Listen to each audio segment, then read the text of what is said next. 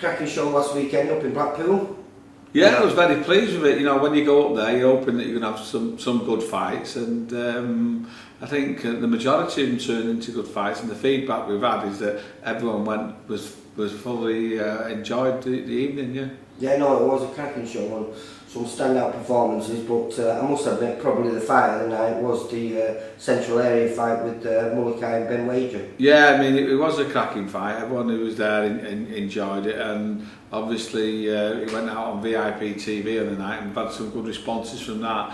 And this Friday, Box Nation 7 o'clock, you'll be able to watch it, and any boxing fans should tune into that. I mean, Ryan obviously won.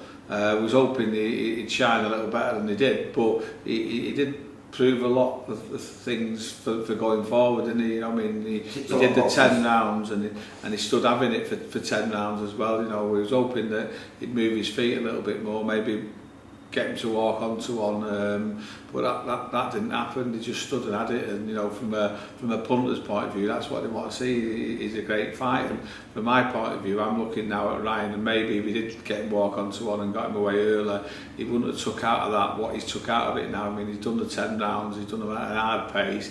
He's been hurt. He was hurt to the body in the 3rd round a couple of times, and he's come through it. So he's ticked some boxes that we probably wasn't expecting to get ticked on Saturday. So all good news with that one. Yeah, no, and then we had 2 Box Nation fighters on there. Big Nathan Gorman, Ricky Hatton's big heavyweight. Yeah. I wouldn't say he was looking great. He certainly looked a lot better in the past, but he put him away with a great finish, didn't he? So He's a tough man though, wasn't he? Yeah, the kid didn't come to lie down, did he? So you know, it was good for Nathan really to go in with a live opponent and to put him away. But, yeah. And then you know, I think it's better to come from Nathan. Yeah. Noise of that. Then you had JJ Metcalf. Yeah, looking really good, taking out a kid who doesn't normally get took out. Yeah, to be honest with you, I missed the finish of that one. It was over in the 1st round, wasn't it? So I was doing something and we were short for people. You know, we need whips in the centre. I was running around as a whip on Saturday night, but we got it going, yeah. And then we had, let's see, do you know someone who stands out considering he didn't have much of he had no amateur experience. He's not one of our fighters, but he's trained by Lee Blundell, James Moorcroft. Yeah. He's with an old mate of mine, Louis Veach, so he'll be fighting on all the VIP shows, you know. So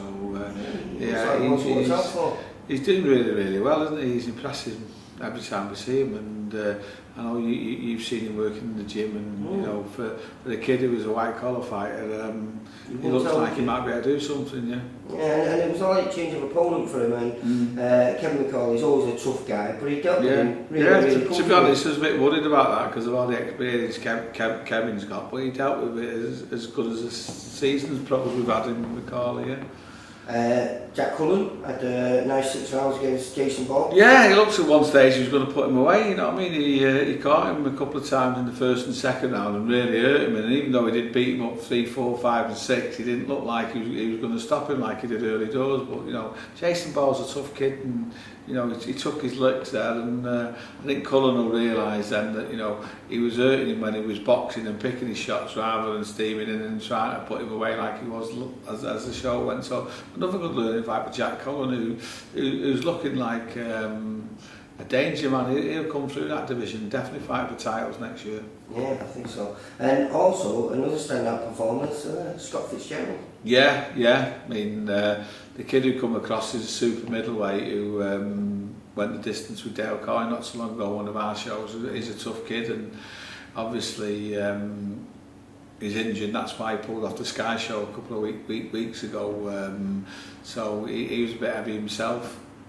Scott, I think he weighed 11-12 on the night, but saying that, he dealt with him devastating fashion, and you know, once he put him over and right, you could see the kid wasn't for recovering even though he stood up. I think it was the body shots that did the damage just before that. They sounded really good, and as I said, even though he's been stopped a few times, it's usually by the bigger men, you know, the super middleweights and the light heavyweights. So for Scott being a light middleweight doing that, pretty impressive. And then we had Tom Farrell looking good against Chris Hadaway. Yeah. Faz has got a big fight coming up on the 30th of September, and he needs to get some ring rust out. So it was a bit of short notice for him, but he jumped on the show and he looked good. You know, he's one of those kids who can fluently switch, and he doesn't stand out when he does it. And you know, he's very pleased on the eye. He's Fazza, yeah. Because again, another late change of opponent. He was expecting that Nathan Hardy. Yeah, and then last minute it was switched. Yeah, the kid pulled out. Mickey Ellison returning to the ring with a nice win. Yeah. I mean, he was always going to win against Curtis, wasn't it? But he needed that after the loss last time there, and I think he'll have got some confidence back there because he was picking his shots for fun. Wasn't he? He boxed really well, Mickey. Yeah, he did. He also got on there now. Ross Cooksey. Ross Cooksey, yeah. I felt for him because he was last one on, but you know, I think he was on early last time, so we've got to take the shares with these, haven't you? We was there all night, and he come in and he looked well, you know what I mean? He used his jab very well and very on target with it, you know. I was pleased with his performance, yeah. Well, as I was chatting with him, I said there's no easy fights for him at that weight, you know, in that weight category. But it was sad that he picked up a little nick with a clash of heads in the last round, didn't it? Yeah, it doesn't matter this time of the year because you know the shows are scarce, aren't they, in July and August. So I'm sure he'll be ready for September, and he'll jump on one of our shows then. I think last of all we had Alex McCoy as well fighting one of our own. Yeah, it was a good fight him and Twinney. I mean, what I would say about Alex is, you know, very relaxed kid, doesn't seem to care about much, and he even got caught with a belting left hook on his chin in the first and didn't care about that, you know what I mean? So he's a good fighter, and I seen on Saturday night he's got a good chin as well, so I think if he knuckles down he can do something. Yeah, we were just talking to him after the fight and he keeps talking about moving down to welterweight, so at welterweight I think, yeah, definitely could make some... so overall it was a good night, and if people want to see the fights we just talked about, Box Nation, 7 o'clock this Friday. Oh, in a few days after that they'll be on our VIP channel as well. Hope so. Alright mate. Cheers, thank you. Bye. Bye.